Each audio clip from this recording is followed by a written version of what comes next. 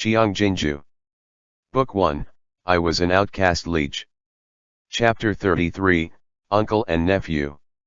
After Li Jihung was done throwing things around, he covered his face and sobbed. Xiao Qiye avoided the shattered fragments and kneeled. When Li Jihung's mood calmed down a little after a while, he said, "Get up. There's no need for you to kneel like this. You and I are close friends. Doing this will only make us feel estranged." Xiao Qiye rose to his feet and said, "The Secretariat Elder is merely upright and blunt by nature." Li Jihung was in low spirits as he covered his face for a long time. He said, "They come here every 2 or 3 days to settle accounts, all of which I've permitted. Even when money flows out like water, I've never said a word. I've been on tenterhooks all day long these days to the point that I've lost appetite. It hasn't been a good time for me. Can't I even ask for a few days to take a breather now that Huasaiqian is dead and Gilelay is about to be executed? See, Ian, you have no idea how dissatisfied they are with me sitting here. As long as there's another choice in this world, they would never want me." At this point, he felt sad again. "But then, when have I ever thought of being the emperor? They were the ones who pushed me into becoming one. And now they are also the ones to admonish me. The censor of the Chief Surveillance Bureau keeps watching me every day. Even when I venture outdoors to appreciate flowers, they still had to submit memorials to reproach me in those erudite ways of theirs. Never mind if he killed a mere eunuch, but why can't he, Hai Renchi, show me due respect and give me some face? At the very least, I'm also the emperor of the Great Zhou." The more Li Jihung spoke, the angrier he became. But there was nothing else on the table that he could smash to pieces, thus he pounded his own thigh in indignation. He made Muru out to be a contemptible person, but it's not like they are noble and virtuous themselves. In the past, when we were drinking in Donglong Street, which of them did not look dignified only for them to turn out to be scoundrels when they took off their pants? Muru was originally picked out by me from a clan with a clean background. If it weren't for that dog Xiao Fusui who got in the way, would she have fallen into that traitor Pan's hands? My heart aches so much it's going to break." Xiao Qiye merely listened and said nothing as Li Jihung vented all his grievances. By the time Li Jihung stopped his tirade, his anger had already mostly subsided. "If they truly treat me as the emperor and respect me, then I'd be willing to be diligent in my study. My imperial elder brother entrusted this vast empire to me. I want to be a sovereign of a flourishing era, too," Li Jihung said with aggrievement. "Hai Renchi just doesn't think much of me." It was only then that Xiao Qiye spoke. "On the contrary. It was precisely because the Secretariat Elder has high hopes for your Majesty that he dared to admonish your Majesty so severely. Your Majesty must not bear a grudge against him. Your Majesty has to know that Secretariat Elder Hai is equally stern and exacting with that unpolished jade Yuanzhou, Yao Wenyu." Skeptical, Li Jihung asked, "Really?" Xiao Qiye said, "If this wasn't the case, then why would the Secretariat Elder kill Shuanglu today?" Li Jihung pondered it over for a moment, then said, "Is that so? If Hai Lianji did not think much of him, why would he keep asking his opinions on every matter?" Li Jihung recalled back to the day when he had just ascended to the throne. After Hai Lianji learned that the Empress Dowager had sent him snacks, he had specifically instructed him in private to change all his spoons and chopsticks into silver. Hai Lianji was an inflexible man who conducted himself seriously in both speech and manner. But he was different from Huasaiqian. He has no disciples, only a student Yao Wenyu. As Hai Lianji wanted to avoid rousing suspicion, Yao Wenyu had still yet to enter the government to become an official despite being so talented.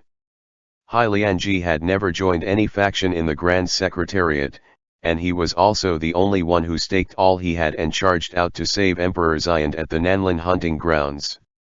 He was the lone minister mentioned in the books, difficult like a steep precipice, and upright like a lofty branchless tree. While Li Jihung was thinking back on it, Xiao Qiye was thinking about it, too. One thing Li Jihung said was clear, and that was, as long there was another choice in this world, the one to ascend to the dragon throne today would not be Li Jihung. But even Emperor Xian could not do anything about it, because Li Jihung was perhaps the one and only candidate they had in this world.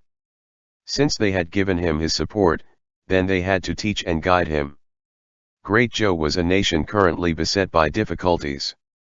It might seem as if a wave of troubles had just calmed in the Chu capital, but the truth was, the storm had already begun to stir again. All the exceedingly loyal ministers with Hai Lianji at the head were now all looking at Li Jihung. In their eyes, he was perhaps a hopeless case, but Hai Lianji had raised both of his hands to support and prop Li Jihung up with that old back of his, wanting him to hang on, to turn over a new leaf, and to be an emperor who would be able to leave his good name in history. Xiao Qiye and the civil officials had never gotten along with one another, because the central administration in the Chu capital feared the military power at the frontiers. These people were not only the reason for the invisible cage in which he was trapped in, but they were also men of indomitable will and integrity in Great Zhou who could still hobble on forward. Military commanders were not afraid of death because they couldn't afford to. Civil officials were not afraid of death because they were conscientious. Li Jihung was used to being fawned upon. He needed a teacher like Hai Lianji who could castigate the contemporary failings of the times.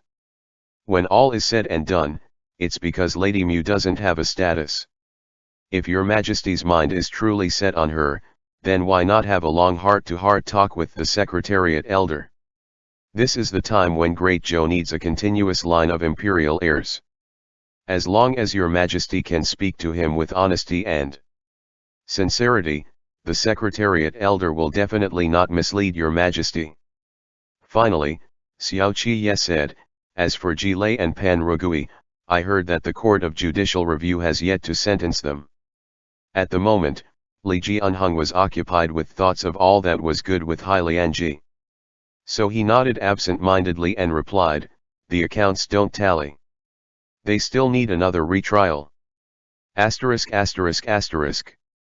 The eastern pearl was hollow. When Shen Zequan hooked the thin fabric strip out of it, the writing on it was already smudged from being soaked. He burned away the fabric strip. Every one of Xiao Qiye's actions last night was on full display right before his eyes. Perhaps that man had touched the eastern pearl, but it was impossible for him to see what was written inside.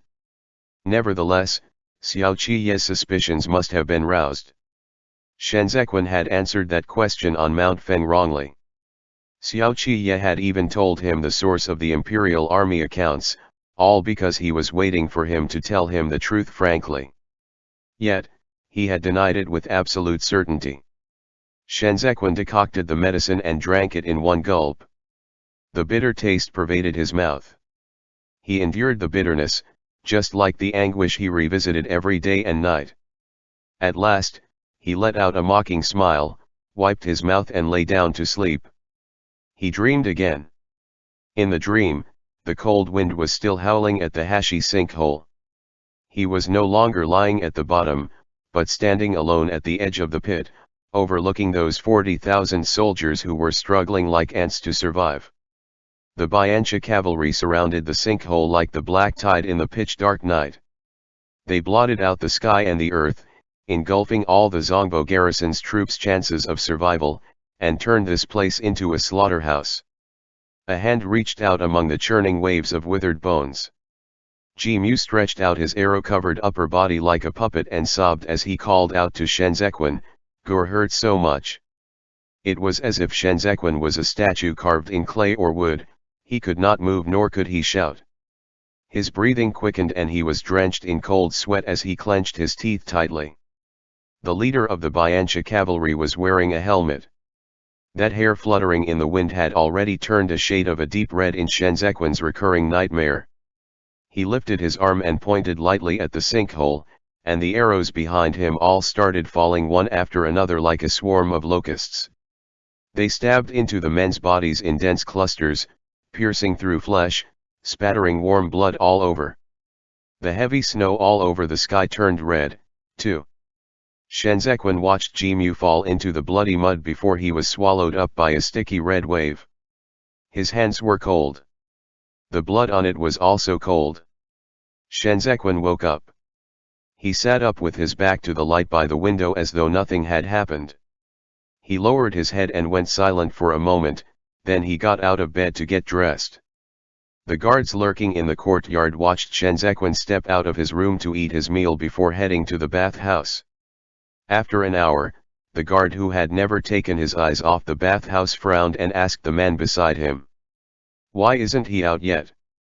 Two men exchanged glances and smelled a rat at the same time. When the guards rushed into the bathhouse, all they saw was the neatly stacked clothes. Shenzequan was long gone. Asterisk asterisk asterisk. Shi Hongxian had booked Bulletin Air Tavern to invite others to tea. He sat until he needed to answer the call of nature, so he got up to head to the latrine. He had only just stepped out of the door and had not walked a few steps in the corridor when someone patted him from behind. Shi Hongxian looked back and almost took a few steps back. Then he said, "How did you? Why are you always coming and going like a shadow? A lot has been going on lately." Shenzequan poured cold tea in passing. The reason Gilelay and Pan Rugui have yet to be sentenced in the third trial by the Court of Judicial Review is because Hai Lianji and Shui Ziaozuo have yet to pry out whatever they wanted from those two men's mouths, am I right? Shi Hongxian glanced around, then whispered, "You want to kill Gilelay, but what can you do with everyone's eyes on this case? The reach of Hua faction case is too widespread, and there are too many people who are afraid of being implicated by those two. It's precisely to prevent them from dying a sudden and inexplicable death that Hai Lianji told the men to take strict precautions when standing guard. You won't be able to strike." "I'm not going to." Shenzequan smiled derisively at Shi Hongxian. "But I have a way to get Gilelay to talk." Shi Hongxian looked at him for a long time. Then, he personally lifted the teapot to pour tea for him and asked, "What way?" Shenzequan sipped his tea and said, "Allow me to see Gilelay." Asterisk asterisk asterisk. Gilelay had been tortured for days and at present, he was in shackles as he lay in the prison with disheveled hair and bare feet. He heard someone walking over to open the prison door, then cover his head before dragging him out. Gilelay was shoved up a horse carriage. After a while, he was dragged down and thrown to the ground.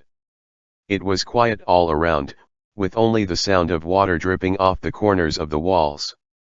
Gilelay crawled up from the ground and asked with a black fabric bag covering his head, "Who's there?" A water droplet splashed with a plop. No one responded. Gilelay felt a chill on his back. Bracing himself with his arms, he probed tentatively. "Secretariat Elder Hai." But still, no one answered. The jut on Gilelay's throat throbbed. He shuffled forward on his knees and bumped into the bars. He fumbled around, steadied himself and shouted, "If you aren't Secretariat Elder Hai, then you are Shui Ziaozuo. How are you planning to torture me today? Bring it on. Say something. Why aren't you saying something? Who are you? Who exactly are you? What do you want to do? Do you think I'd be afraid if you don't talk? I'm not afraid. I'm not afraid." Gilelay bent his head down between his arms to scrape the bag off. He moved his eyes and saw Shenzequan sitting in a chair right in front of him. Shenzequan was all dressed in bluish white, with one hand on the chair's armrest as he propped his head up to stare expressionlessly at Gilelay. Laughter escaped from Gilay's throat. He grabbed the bars and squeezed his face in between the bars, then said in a low and deep voice, "Oh, it's you, the stray dog of Zongbo. What does the vile beast want from your shishu? Revenge for Ji Gang, or revenge for yourself?" Shenzequan said nothing. The smile vanished from those tender, expressive eyes of his, leaving only a heavy and dark gaze behind. Gilelay could not even find hatred in them. He felt as if that was not a man with flesh and blood sitting there but a famished stray cur that had already started to feed on human flesh. Gilelay lowered his eyes and said with hatred, "The Ji clan has no descendants, and the one who severed Ji Gang's bloodline is you. So, what are you looking at me for? Shenzequan, it was your Shen clan who killed Jimu, and it was also your Shen clan who violated Hua Pingting. How do you face yourself having lived for so long? You are the devil beneath the tens of thousands of ghosts who died unjustly. You are the continuation of Shen Wei's ignoble existence. You deserve to be hacked to pieces. Gilei began to laugh softly. He looked demented. Do you think I'll be afraid of you? The bastard whom nobody wants. You think taking off your pants to follow second young master Xiao will give you better days ahead? Ha ha.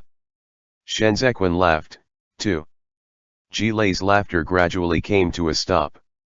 He said coldly, is that funny? My plight today will also be your predicament in the future. Shenzequan put down his leg and leaned against the chair like he was pondering it over.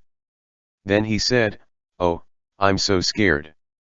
His words were breezy with sarcasm the moment he opened his mouth. Devil, bastard, stray dog, vile beast. Shenzequan rose to his feet and crouched outside the bars.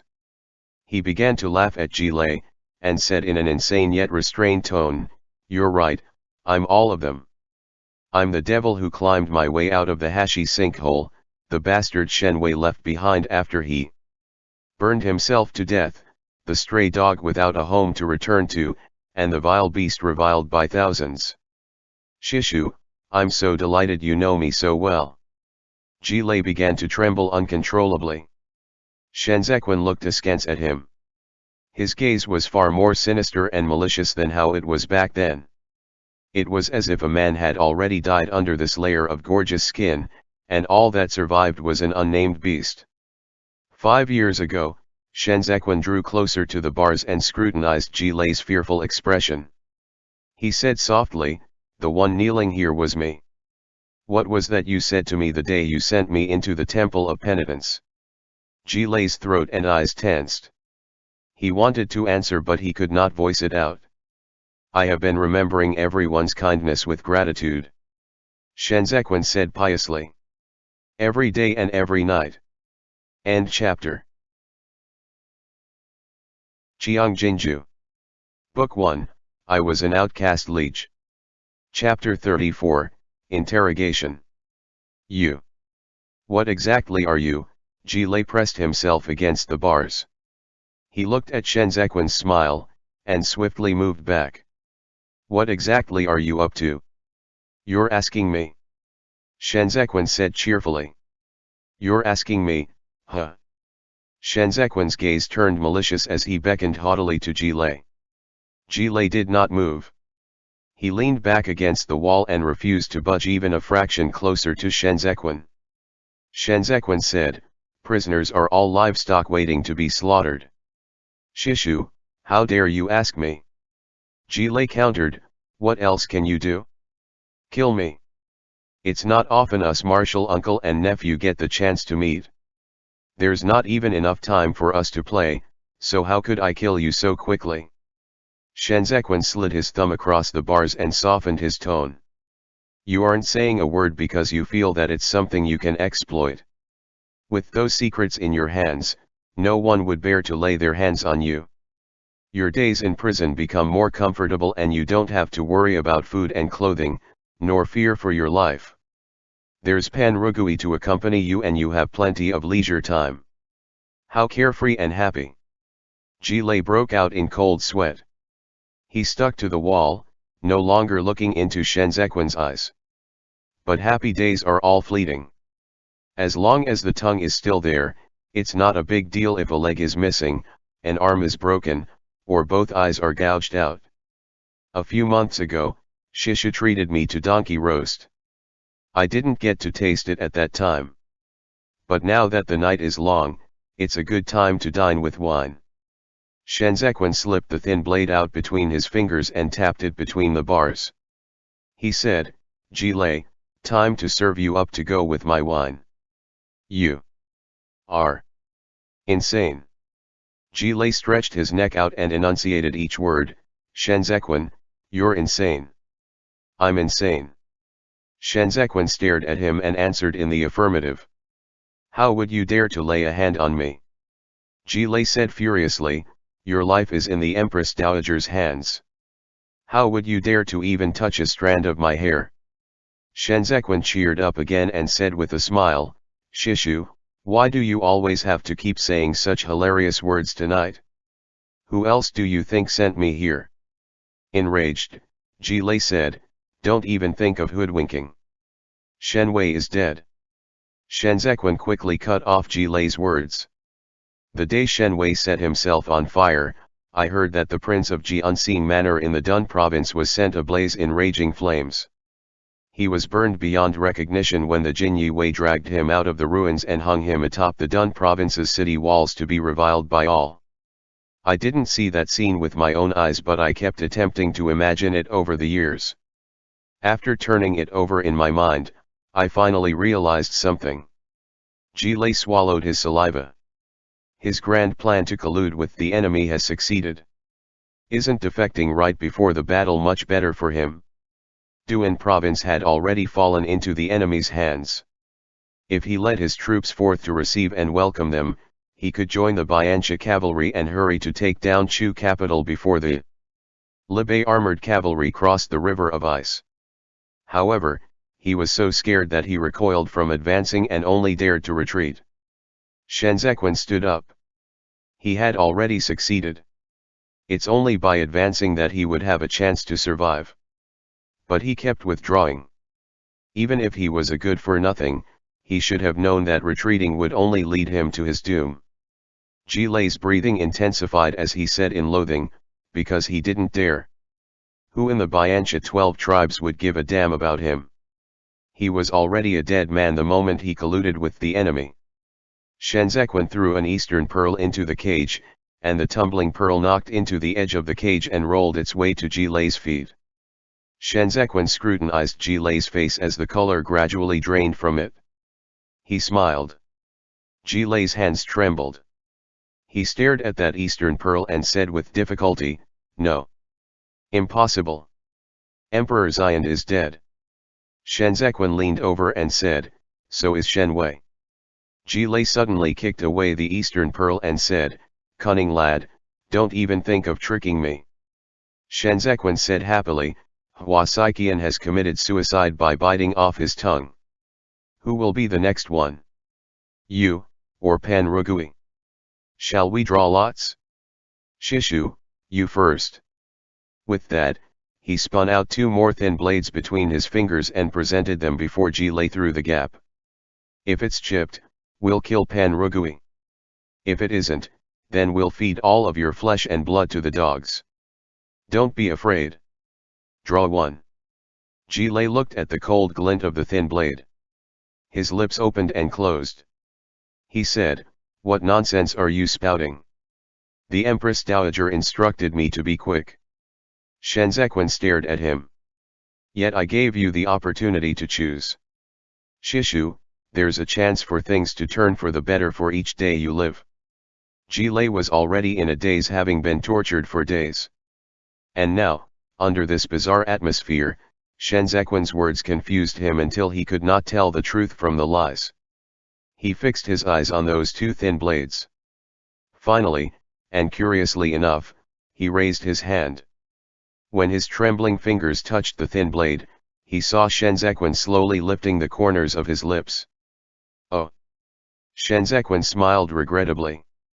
I forgot that the blades I brought along today are all new blades. The chipped ones have already been disposed of. The shame of being played instantly overwhelmed Gilelay. Losing control of himself, he threw himself forward and shouted hysterically as he yanked at the bars, do it if you want to kill me or cut me to pieces. I'll not say a word of what you want to know. Kill me, kill me. Wrong. Shen Zequin remained in firm control of the atmosphere. I'm not the one who wants to kill you. You are. Gilelay dug his fingers into the bars. You are. Am I? Shen Zequin gently nudged over the eastern pearl that had rolled out and stepped on it.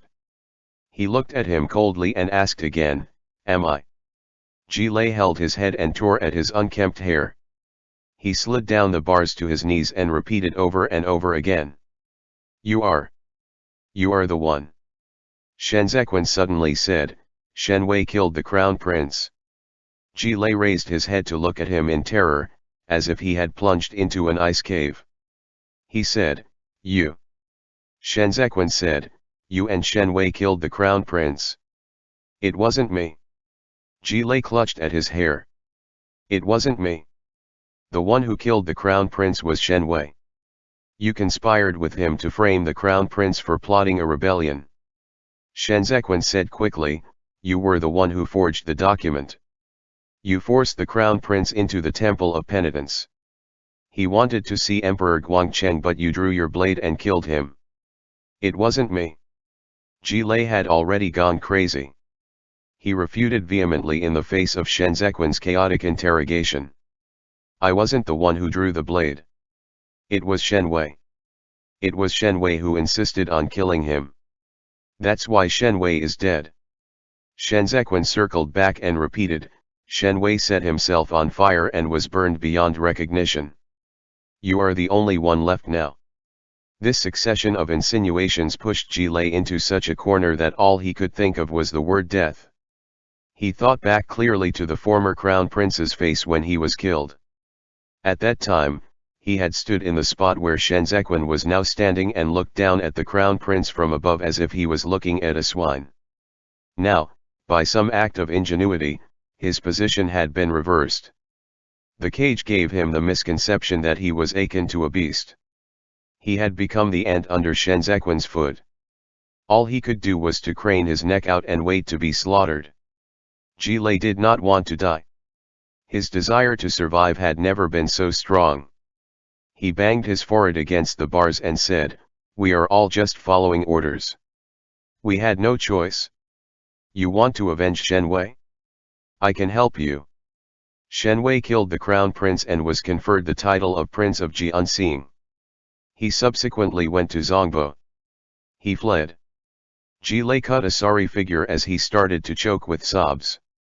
He had no idea where this fear came from either. It was as if he had really turned into a livestock at the mercy of others. All he could do was to raise his head and look at Shen Zequin. I didn't kill the crown prince, I wanted to save him. But father suddenly died. Gilelay said helplessly, Father died and they want to frame me for it. If I took the blame for it, eldest brother would kill me and so would Ji Gang. What could I do? I could only beg Pan Rugui for help. If Pan Rugui were to protect me, then I had to forge the documents. I was forced into that situation.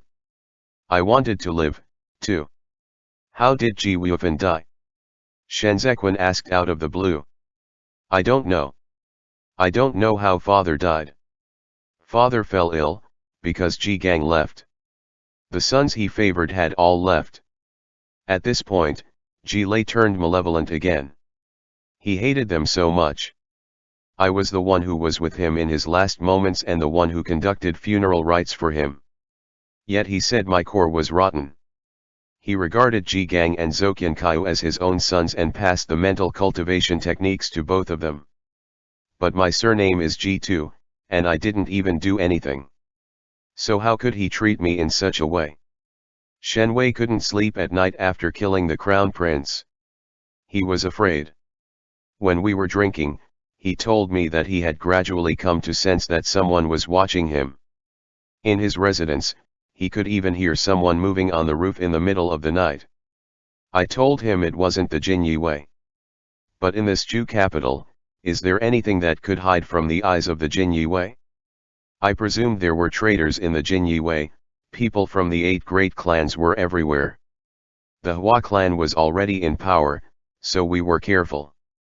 But Shen Wei's insomnia worsened. He wanted to flee. Thus, he bribed Pan Rugui with a lot of money, hoping to leave the Chu capital. At that time, Liege was a rising force to be reckoned with. The Empress Dowager had no other military forces other than the 8 great training divisions. In order to guard against the Xiao clan, Shen Wei was conferred the title of the Prince of Jianxing. He went to Zhongbo, a large prefecture which was the only routes between Qidong and Libe and Chu capital, would pass through. The Empress Dowager wanted him to be her watchdog with his eyes on Libe and Qidong. Gilelay spoke more and more urgently. Who would have expected Shen Wei to collude with the enemy? He was asking for death. He had the documents with his correspondences with the Chu capital. Once the documents fell into Libe armored cavalry's hands, Xiao Jiming would not miss the opportunity to deal the Chu capital a heavy blow. So Shen Wei had to burn himself to death. Do you understand now? Shen Wei colluded with the enemy. He was no longer willing to be under the control of others. Back then, the Hua clan had a son of common birth. Going by the Empress Dowager's intent, once this child of common birth grew up, outsiders would no longer be needed to keep an eye on Zongbo. Shen Wei had committed so many evil deeds in the Chu capital for the Hua clan. If Zongbo no longer needed him, then he would be but a useless weakie stone of the Empress Dowager. No one anticipated him to take desperate measures after being driven into a corner and let the Bianchi cavalry in to massacre the cities. This was vengeance. This was his revenge on the Chu capital, on the Empress Dowager, and on Great Zhou. Gilelay grasped the bars and pleaded. I've said all I have to say. The Empress Dowager was the one who forced Shen Wei to his death. She was also the one who forced the Crown Prince to his death. And Emperor Guangcheng, Emperor Xiand, Hua Saiqian, they were all the Empress Dowager's sacrificial weakie pieces. And now you are carrying out jobs for the Empress Dowager. Look at me. I didn't tell her that you have already thrown in your lot with the Xiao clan. You saved Xiao Qiye that night, didn't you? But the Xiao clan will not help you. As long as Xiao Qiye is in the Chu capital, the Xiao clan cannot make their move. They can hardly look after themselves, so how would they care about you? He wanted to prove his usefulness, but his fear kept intensifying. His crumbling line of defense left him utterly defeated. The more inferior he felt, the more scared he became. Shen Zequan asked him his last question through the bars. 5 years ago, my Shinyang died when Duan province fell into the enemy's hands. No one knows about this matter, so how are you so clear about it? Gilelay looked at the expression in Shen Zequan's eyes. In that dead silence, a drop of sweat slowly trickled down his spine. Asterisk. Shi Hongxian waited until he fell asleep. It was not until a stack of paper was thrown onto his body that he jolted awake. He took the papers and shook it open for a look in the dark and saw the vividly red fingerprints at the bottom. He let out an obscure laugh and said, "You sure are good." There was a slight saltish stench on Shen Zequan's body. He smiled for a moment, then said, "Whether or not this confession can be submitted to the top depends on how Secretariat Elder Hai views it." "That's some great favor you did." Shi Hongxian said, "Surely you didn't help for nothing. There's a man named Xiao Tianya in the Jinyi Wei. He's good with the broadsword. I want him." Shen Zequan said calmly. "Not a problem." Shi Hongxian hesitated for a while. "I'll talk to Yanqing." "Thank you for the trouble." Shen Zequan said, "It's late now. I should go." With that, he opened the door and took his leave. It was raining outside that night. Shi Hongxian wanted to call out to Shen Zequan to get onto the horse carriage so that they could leave together. But then he had a thought and changed his mind. He flipped through the confession to look through it once, feeling that it had all gone too smoothly. As Shi Hongxian was thinking that he had to show Shui Ziaozuo this confession first, he said to the attendant at the side, "Go. Drag Gilelay out and send him back." The attendant acknowledged his order and went to open the door. He had only just stride in when he fell to the ground on his butt with a loud clatter and screamed as though he had seen a ghost. Shi Hongxian followed the opened door and saw Gilelay. His stomach churned as he covered his face to retreat, desperately knocking aside the table and chairs as he dashed into the rain to throw up violently. Asterisk. Shen Zequan washed his hands until they reddened before he wiped them with a handkerchief. There were no bloodstains on his white outfit, but there was the lingering stench of blood all over him. He picked up the front of his clothes and frowned as he sniffed it. It smelled. Shenzhequan squatted under the rain by the edge of the water. The night rain drenched him very quickly. He slowly raised his head and gazed at the pitch-black sky until his neck was sore. Then, he rose to his feet and walked back. When Shenzhequan reached the alley of the Imperial Army's residence, he saw a man standing at the entrance. Xiao Qiye was leaning against the door in the dark with folded arms, staring at him like a cheetah. At some point, snow had begun to fall with the rain, making one feel damp and cold to the bone. End chapter. Qiang Jin Jiu. Book 1, I Was an Outcast Liege. Chapter 35, First Snow. The chill was bitingly cold as the wind blew at their sleeves. Right at this time, Shenzhequan suddenly turned his head and sneezed, dispelling the confrontation that was on the verge of erupting. He was soaking wet as he waved his hand at Xiao Qiye and said in a muffled voice, "Do you have a handkerchief?" Xiao Qiye strode a step forward and handed him his handkerchief. The tip of Shenzhequan's nose had been frozen red, even his fingertips were red. He took the blue handkerchief and covered his mouth and nose. It was only then Xiao Qiye unhurriedly opened up the umbrella. Without making way for Shenzhequan, he asked, "Where did you go?" Shenzhequan replied, "To play. In any case, you're supposed to be my guard. You have to inform the office when you head out to play." Xiao Qiye said, "It's really worrying if you run off without so much as a word. I left my authority token in the bathhouse. Did the second young master not see it?" Shenzhequan sniffed the scent on the handkerchief. It smelled rather good, not the usual incense customarily used by the nobles, but more like the surging waves of strong, valiant wind under the scorching sun. It was the scent on Xiao Qiye. What a nice scent! Shenzhequan lowered his eyes, almost fascinated by the scent. This was the sunlight beyond his reach, the spirit he no longer possessed in this life. A part of him did not want to return the handkerchief, thus he raised the corners of his eye to glance at Xiao Qiye out of the corners of his eyes, looking as if he had something to say but was hesitant to. "Nope, didn't see it." Xiao Qiye felt around his chest but did not touch the object he was looking for. He turned his eyes just in time to see Shenzhequan's gaze on him. Taken aback, he said, "What unscrupulous deed have you done for you to look at me in such a way?"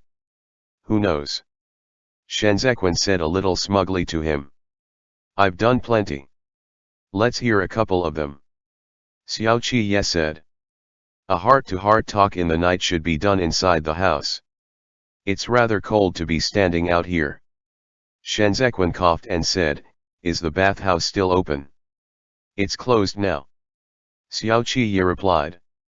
"You can only go to my room if you want to take a bath. Your health is so bad. Should I call for a physician to take a look for you?" "That'd be great."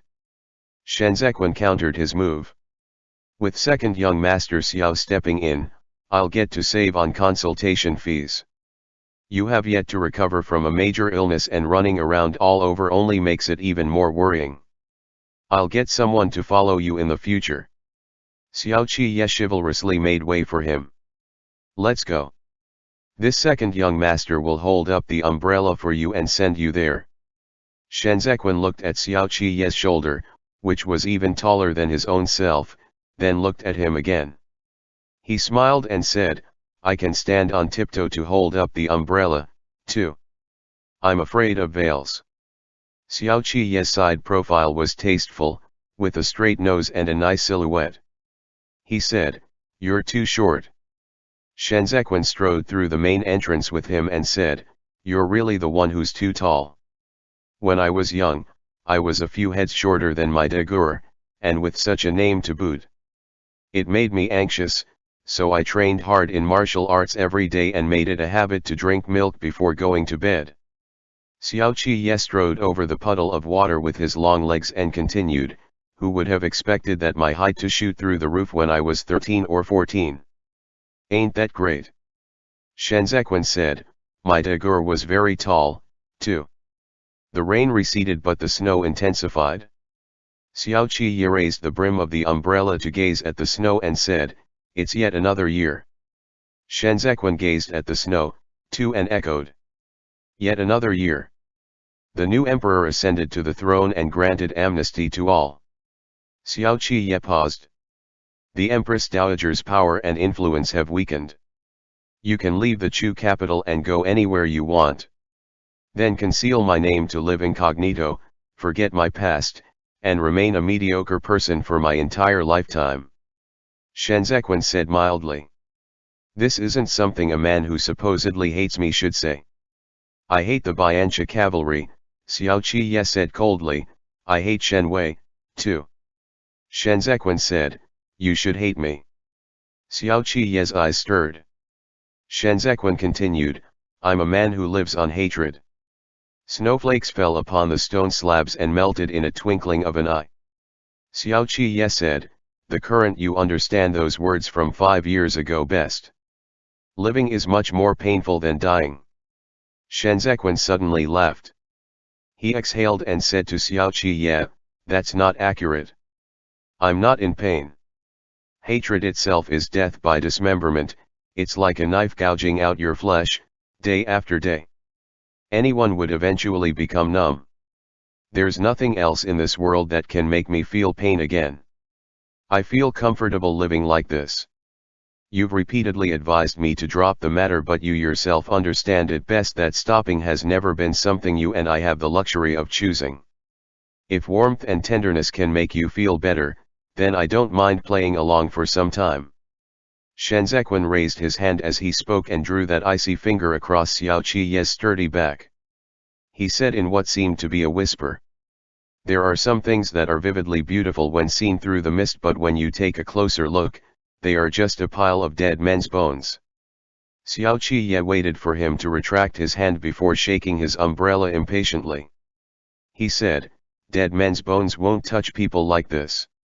Shenzhen smiled and was just about to stride forward when Xiao Qi grasped him around the shoulder. You sure have guts. Xiao Qi wrapped his arm tightly around his shoulder, to touch your second young master while you are reeking so heavily of blood. Over 10 men in the courtyard can't even keep an eye on you, so what room are you returning to? Just sleep with me. Shenzhen was caught off guard by this. Xiao Qi continued, the favor you did me by saving my life has always been on my mind, and I've repeatedly given you chances. Yet you just have to treat me like some kind of fool to coax. Is it that delightful to keep teasing me? If so, then why aren't you smiling? Shen Lanzhou, come on, didn't you say you don't mind playing along for a little longer? As soon as he said that, he tossed away the umbrella, strode a step over, and simply hoisted Shenzhen over his shoulder. A wave of dizziness washed over Shenzhen with his head dangling down. He immediately covered his nose and mouth with the handkerchief and fumed, second young master Xiao. Xiao Qi said, if you dare to move, then I'll dare to turn the Chu capital upside down immediately to see who's the one who collaborated with you from the inside and outside to kill someone in the middle of the night. Go investigate then. The moment Shenzhen opened his mouth, Xiao Qi gave him a jerk so hard that he almost threw up. Look at how fast you flee when there's a hole in the bathhouse for you to dig your way through. With Shenzhen over his shoulder, Xiao Qi leaped over the railing and passed through the courtyard with withering greenery. He swiftly made his way through the moon gate and headed right for his own room. The sprawling man shadowing them on the rooftop poked his head out for a look and clicked his tongue in wonder. He was still smiling and chatting in the snow earlier, looking all courteous and refined. Why the sudden change? That guy doesn't want to be with second young master, okay. The guard who was always watching Shenzhen took a gulp of his Sheiju wine and continued, he fled so fast yesterday most likely because he was afraid that second young master would force himself on him tonight. I went to the Imperial Army to ask around this afternoon. Everyone all knows about this matter. Do we report this to the heir apparent? The one who had poked out his head to look around fished out a little book, licked his brush, and pondered over it. Ugh, this isn't going to be easy to write. He carried him into the room so brazenly. The one drinking wine took a few glances. Xiao Qiye had already kicked the door close with a bang. He thought for a moment, then said, or let's just not. Being a cut sleeve can't be said to be a major issue, but it isn't a minor one either. It'd be tough to explain to both sides if we say it wrongly. The second young master will get a beating. The other one frowned and drew a few strokes, then said, well, then I'll just record it but not report it yet. If Xiao Shisui comes to settle scores later, we'll just say we buckled under the second young master's abuse of power and did not dare to report it without grounds. But how on earth did he escape? The one drinking wine pillowed his head on his arms, still unable to fathom it. Asterisk asterisk asterisk. There was a heater in the room. Xiao Qiye did not release Shenzequan but instead, looped an arm around his waist as he circled around the room to rummage through his clothing chest. There's more than enough hot water. Feel free to pick the fragrances and bath beans as you like. As Xiao Qiye spoke, he turned his head aside to sniff openly at Shenzequan's waist. He said, you are not the kind of person who needs to bathe in milk or flower petals or pearl powder, are you? Shenzequan said, put. I'm going to puke. Then puke the way you are now. Xiao Qiye took out the clothes stowed away at the bottom of the chest and closed the chest. Ignoring the mess of clothes dangling out through the closed gap, he took Shenzequan further inside. He lifted the hanging screen. There were two small sections of space separated by a screen inside. One side led to hot water bath, while the other side was a clothes rack. Xiao Qiye hung the attire up on the rack and easily shifted the screen away with one arm. Then he placed Shenzequan by the edge of the pool and dragged a chair over with his leg. Take your bath. Xiao Qiye sat without inhibitions and raised his chin at Shenzequan. Everything you need is all prepared. I'll see if you dare run again. Shenzequan's face turned white as he asked in astonishment. With you watching? Xiao Qiye stretched out his long legs and folded his arms. He said, are you shy? Then, don't run again, okay? I'm afraid the one who's shy isn't me. Shenzequan retorted sarcastically. Then, go ahead and strip. Xiao Qiye was calm and unruffled. Let's see which of us will give in first. Without saying another word, Shenzequan pulled his waist belt open. Xiao Qiye looked right at him without the slightest intent to avert his gaze. By the time Shenzequan stripped to his inner garment, his knuckles had already turned white. Whether you are in pain or not, I can't tell. Xiao Qiye teased him. But from the looks of it, you're pretty angry. He had not even finished his words when Shenzequan's clothes were tossed onto his face. Xiao Qiye grabbed the clothes and smiled for a moment. By the time he removed them from his face, Shenzequan had already entered the water. Shenzequan leaned over on the other side without turning or looking back. Water droplets condensed on that fair and smooth back of his. It was so silky and moist that it looked like jade petals with dew. Xiao Qiye sat for a moment, then said, what a short temper. Don't you always have a way with your words in the past? Shenzequan said, I'm not as good as the second young master. Never mind if he used such a double entendre for the first time. But after saying it several times, whatever bit of bashfulness Xiao Qiye had was all but snuffed out by him. So, he remained firmly seated and answered with composure, but, of course. After a moment, Xiao Qiye probed, aren't you going to tell me where you went to play tonight? Aren't you omnipotent? Shenzequan said, go check it out yourself. There are a few places where you can get to kill people at this time. Xiao Qiye took the eastern pearl out of Shenzequan's clothes and pinched it between his fingertips to size it up. He said, the Empress Dowager is still rich. Things are already at such a stage and she still has to put on such an ostentatious display when sending secret messages. You couldn't have been dazzled silly by this pearl and set your heart on being her lackey because of it, could you? Who doesn't love money? Shenzequan retorted. Even though His Majesty favors you and trusts you now, you still have to cover up for the Imperial Army's equipment shortfall. You know better than me the benefits of having money. She told you to kill someone. Xiao Qiye said, and you simply went to kill. Shenzequan had already soaked enough and reached a hand out for his clothes. But Xiao Qiye used his leg to hook the clothes rack away. He got up and said, answer me.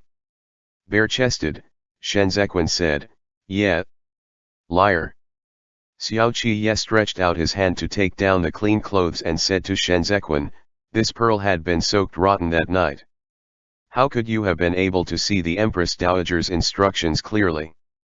The person you killed tonight is someone you wanted to kill, am I right?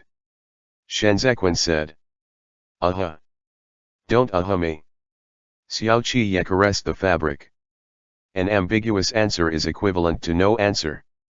It's someone I want to kill. Shenzequan reached out a hand. You got it right. Gilelay? Xiao Qiye asked, or Pan Rugui? Shenzequan's fingertips had already reached the clothes.